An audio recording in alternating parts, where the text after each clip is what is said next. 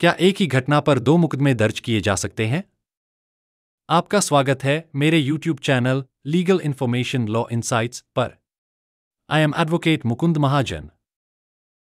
आज के वीडियो में हम भारतीय दंड प्रक्रिया में एक बेहद महत्वपूर्ण प्रश्न पर चर्चा करेंगे। क्या एक ही घटना पर दो कोर्ट केस दर्ज किए जा सकते हैं? हम इस विषय को गहराई से समझेंगे, सुप्रीम कोर्ट के ऐतिहासिक निर्णयों, संविधान के प्रावधानों और व्यावहारिक उदाहरणों के साथ, जो हर वकील, लॉ स्टूडेंट और आम नागरिक के लिए जानना बहुत जरूरी है। जब हम कहते हैं एक ही घटना पर दो केस, तो उसका मतलब होता है एक ही घटना या लेन देन, जैसे एक झगड़ा, एक सड़क दुर्घटना या एक टकराव, जिसके परिणामस्वरूप दो अलग अलग कानूनी कार्यवाही, जैसे दो FIR या दो प्रोसिक्यूशन, उसी एक घटना से उत्पन्न हो। यह विषय बहुत महत्वपूर्ण है क्योंकि इसमें जुड़ा है आरोपी के अधिकारों का संरक्षण, ताकि उसे एक ही अपराध के लिए बार बार परेशान न किया जाए, न्यायिक प्रणाली की कार्यक्षमता, ताकि प्रक्रिया का दुरुपयोग न हो, और संवैधानिक सिद्धांतों का पालन, विशेष रूप से अनुच्छेद 14, 20, 2 और 21, जो समानता, निष्पक्षता और व्यक्तिगत स्वतंत्रता की गारंटी देते हैं। अनुच्छेद 20, 2 यह सुनिश्चित करता है कि किसी व्यक्ति को एक ही अपराध के लिए दो बार अभियोजित और दंडित नहीं किया जा सकता। इसे कहते हैं डबल जेओपार्डी, दोहरा अभियोजन निषेध सिद्धांत। लेकिन असली चुनौती यह तय करने में होती है कि क्या दोनों मुकदमे वास्तव में एक ही घटना या लेनदेन से संबंधित हैं या नहीं। आइए इसे दो सुप्रीम कोर्ट के ऐतिहासिक निर्णयों के माध्यम से समझते हैं। पहला ऐतिहासिक मामला TT Antony v state of Kerala 2001, 6 SCC 181। मामले की पृष्ठभूमि: केरल के कन्नूर जिले में पुलिस फायरिंग में 5 लोगों की मृत्यु और 6 लोग घायल हुए। इस घटना पर 2 FIR, क्राइम नंबर 353/94 और क्राइम नंबर 354/94 दर्ज की गईं। बाद में इसी घटना से संबंधित एक और FIR, क्राइम नंबर 268/97 दर्ज की गई। मुख्य प्रश्न: क्या एक ही अपराध या एक ही घटना के लिए दूसरी FIR दर्ज की जा सकती है, जबकि पहली FIR पहले से दर्ज है? यह प्रश्न उस समय के दंड प्रक्रिया संहिता 1973 CRPC के तहत उठाया गया था, जो अब भारतीय नागरिक सुरक्षा संहिता 2023 BNSS द्वारा 1 जुलाई 2024 से प्रतिस्थापित हो चुकी है। निर्णय बटा रेशियो: सुप्रीम कोर्ट ने कहा, जब किसी संज्ञेय अपराध की सूचना दर्ज कर ली जाती है और जांच शुरू हो जाती है, तब उसी घटना के संबंध में दूसरी FIR दर्ज करना कानूनन मान्य नहीं है। अदालत ने यह भी कहा कि अगर उसी घटना से संबंधित कोई नई जानकारी मिलती है, तो उसे नई FIR के रूप में नहीं बल्कि उसी जांच का हिस्सा माना जाएगा, जिसका प्रावधान धारा 173(8) CRPC, अब BNSS 2023 में समकक्ष धारा में किया गया है। अदालत ने यह भी स्पष्ट किया, यदि दूसरी FIR उसी घटना या लेनदेन से संबंधित है, तो यह आरोपी के उत्पीड़न के समान है और उसके अनुच्छेद 21 के तहत मौलिक अधिकारों का उल्लंघन है। व्यावहारिक प्रभाव: यदि किसी एक घटना के लिए दूसरी FIR दर्ज की जाती है, तो आरोपी को अधिकार है कि वह धारा 482 CRPC, अब BNSS में समकक्ष प्रावधान के अंतर्गत क्वॉशिंग याचिका दाखिल करे। जांच अधिकारी को यदि नई जानकारी मिलती है, तो उसे पूरक जांच रिपोर्ट, सप्लीमेंट्री रिपोर्ट, दाखिल करनी चाहिए, नई FIR नहीं। Citation: TT Antony v state of Kerala 2001, 6 SCC 181, AIR 2001 SC 2637। 3 स्पष्टीकरण देने वाला मामला अमित भाई अनिल चंद्र शाह वी CBI 2013, 6 SCC 348। मामले की पृष्ठभूमि: यह मामला प्रसिद्ध सोहराबुद्दीन एनकाउंटर केस से संबंधित था। CBI ने एक नई FIR RC3 S2011 दर्ज की, जबकि पहले की FIR और चार्जशीट में पहले से ही वही षड्यंत्र कॉन्स्पिरेसी शामिल था। मुख्य प्रश्न: क्या पहले से दर्ज FIR के बावजूद CBI द्वारा नई FIR दर्ज करना वैध था? निर्णय बटा रेशियो: सुप्रीम कोर्ट ने TT एंटोनी के सिद्धांत को दोहराया और कहा, दूसरी एफआईआर किसी अलग लेनदेन पर आधारित नहीं थी, बल्कि उसी षड्यंत्र और घटना का हिस्सा थी।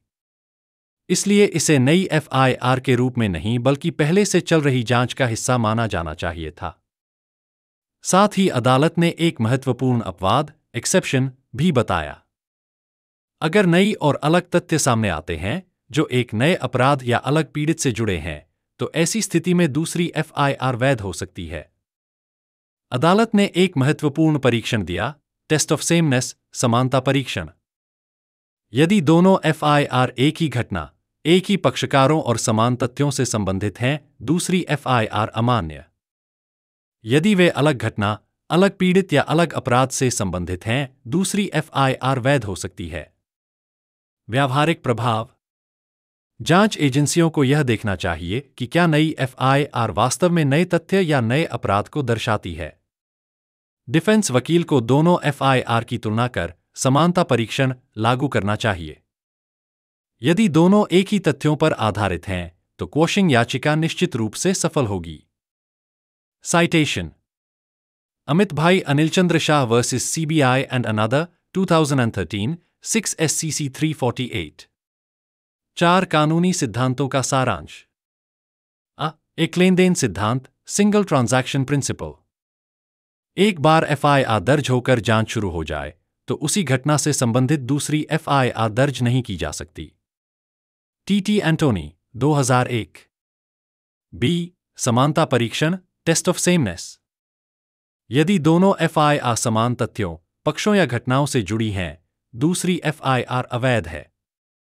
यदि वे अलग घटना या अपराध से जुड़ी हैं, वह वैध हो सकती है। सी, अपवाद, एक्सेप्शंस।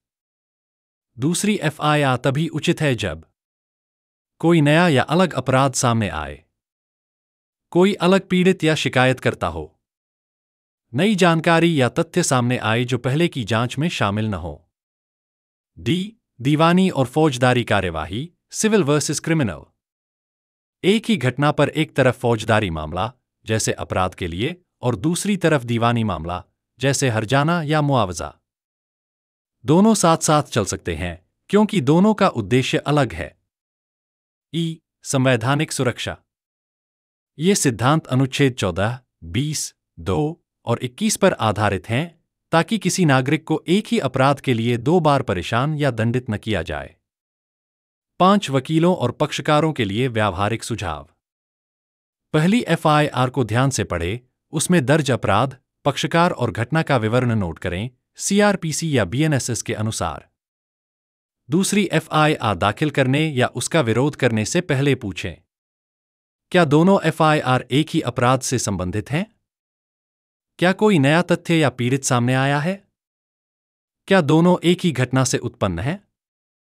अगर दोनों एफआईआर एक ही घटना से जुड़ी हैं, तो धारा 482 सीआरपीसी या बीएनएसएस में समकक्ष प्रावधान के तहत क्वॉशिंग याचिका दायर करें। एफआईआर, चार्जशीट्स और जांच रिपोर्ट की प्रतियां रखें ताकि समानता या अंतर सिद्ध किया जा सके। याद रखें, दीवानी उपाय, सिविल रेमेडीज, इससे प्रभावित नहीं होते। क्लाइंट को स्पष्ट करें, एक ही घटना पर एक से अधिक फौजदारी एफआईआर आमतौर पर अवैध है, परंतु दीवानी और फौजदारी दोनों कार्यवाहियां एक साथ चल सकती हैं। 6 उदाहरण। उदाहरण 1, सड़क दुर्घटना। अगर किसी ड्राइवर की लापरवाही से किसी व्यक्ति को चोट लगती है, एक फौजदारी केस बन सकता है, धारा 279/337 आईपीसी, अब भारतीय न्याय संहिता 2023 बीएनएस के अंतर्गत, और दूसरा दीवानी केस मुआवजे के लिए मोटर वाहन अधिनियम के तहत।